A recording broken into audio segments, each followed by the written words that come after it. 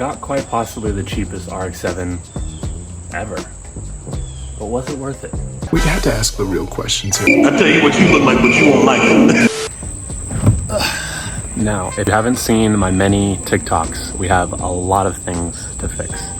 I'm gonna go over each one and give you an idea of what we're up against here. Firstly, we have what I like to call the good old Ace Ventura. Excuse me, I'd like to ask you a few questions. If you know, you know. We then have the compartments that fit behind the chairs. Normally there's a flap here on both sides. We have to get the framework that goes here for this side, and we have to get both flap. Can't imagine that would be too expensive. Criminal offensive side eye. Oh, this dash. It's kind of the worst ever, but shh. Replacement dash. Way ahead of you there. Since this project is one that I'm doing in partnership with my girlfriend, You keep saying little slick stuff. she got us a new dash. Only issue is we got the wrong one. Now, we can't blame her too much Damn, that was so real. because it did say that it was 83 to 86. However, this is an 85, and I believe it's either 85 or 84 doesn't go into 83 and down, which is a problem. Consequently, this now means that we're updating everything from 83 over to 85, which is not as hectic as you would think.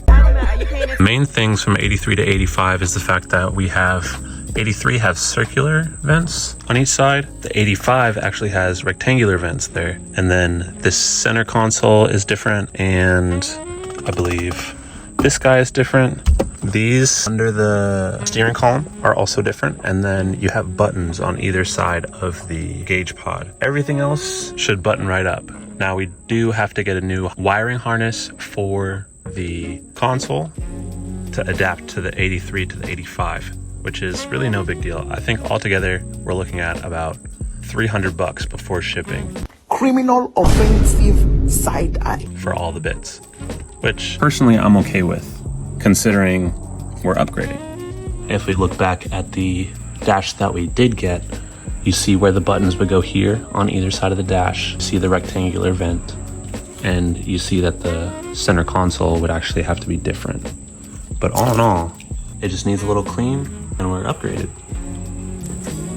Next up, we have this rear section where there is no covering. Normally there's like a carpet here. I think I'm going to settle for some sort of something similar to what's already in there. It's a red carpet, which I don't really like. Yuck! Maybe I'll find some fabric at the Hobby Lobby like I did last time and fix that up to something better.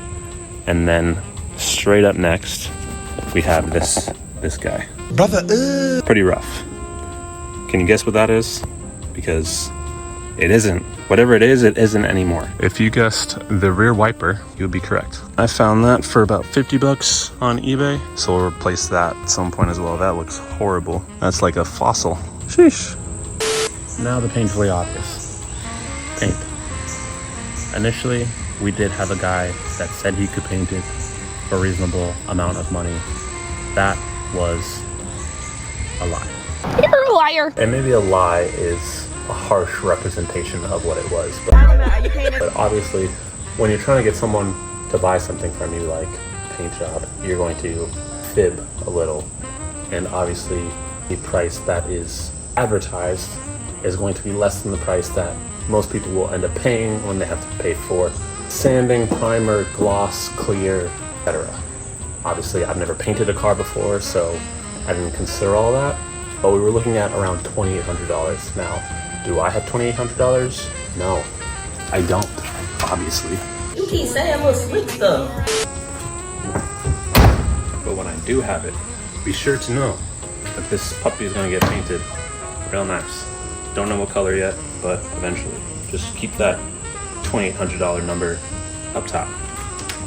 You're looking around at the car and you're like, oh my God, he's done all these things to it, like wheels and weather stripping and hopefully interior to fix these seats and fix the dash, but the paint looks horrible. Just think, $2,800. That's more than I paid for the car, so no, not yet.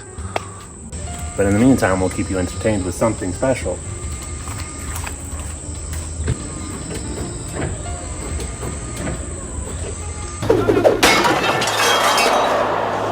Are you not entertained? Pop-up headlights. Can't beat it. You just can't. I suppose while I'm on the front end of the car, we can talk about this a little bit. This, gross. Yeah. And surprisingly, this car is pretty low to the ground already. However, this fender cap, no bueno. However, the way to remove this fender cap, also no bueno. You're looking at about $1,000, plus you have to pay someone to weld the old hub suspension to your new coilover system, which that sounds risky, but also sounds like a pain in the butt. So I'm gonna avoid that as long as possible. And we have wheels that should be arriving tomorrow, fingers crossed. And will I show that to you? I don't know, depends on how they look. You might get another video very quickly. Don't get your hopes up. What's up, though? And last, but certainly not least, we have Mazda's lovely naturally aspirated 12A motor, 12A rotary motor that produces a whopping 100-ish, maybe, horsepower. But there's something wrong with it.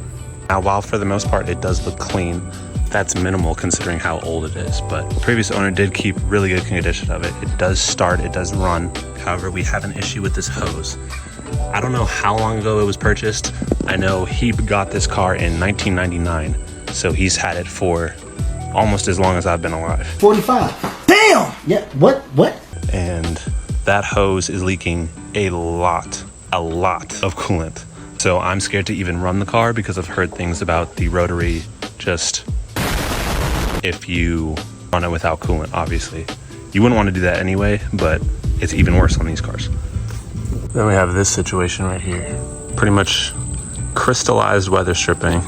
We have this door, we have the outer side, we have this side, we have all here. I think it also used to have weather stripping on the inside here too. I'll have to figure that one out, but let's see. So 1, 2, 3, potentially 6. Potentially 6 weather stripping situations. I believe these are about $91 each. So yikes on that one, but you gotta do what you gotta do to fix these old cars up. Obviously, she needs a vacuum. Actually, I'm gonna take care of this. Much better. We still need work, but better. We must stay focused, brothers. And if I haven't gone over everything already, we'll go over the last little bits. We have emblem, we have dent 1, dent 2, dent 3. We have replace, we have weather stripping replace, we have another emblem to replace. I believe it's the GSL emblem. We have replace latch. We have this in the trunk, but it needs to be replaced. Paint, obviously. Emblem, obviously. Antenna, we're missing. So we probably need to fix the whole stereo system at some point. We have cracked dash, crappy seats, no lining in back, no trunk space, or compartment, whatever those are. We have to replace vent, console, steering column, dash buttons. Now that we have all our ducks in a row and we know what we're up against, we can tackle this project. Let me know in the comments down below how much you think all this is gonna cost. I might have told you already or tallied it up along the way. I don't know how I'll do it, but give a good guess. Comment, like, subscribe, because that's all fun things to do if you wanna. Wish me luck, honestly. I don't know how much this is gonna cost, but probably a hefty sum. Hopefully less than what I paid to buy it. Almost forgot, Scion, still no mount. Every time I find one of these, it's 2 hours away and they sell it before I can buy it. I'm trying. Where? It's not my fault. Just give me a chance. I know there's a lot riding on it, but it's all psychological. My name's Jay. Thanks for watching as always. I'm getting old. Stay cruising.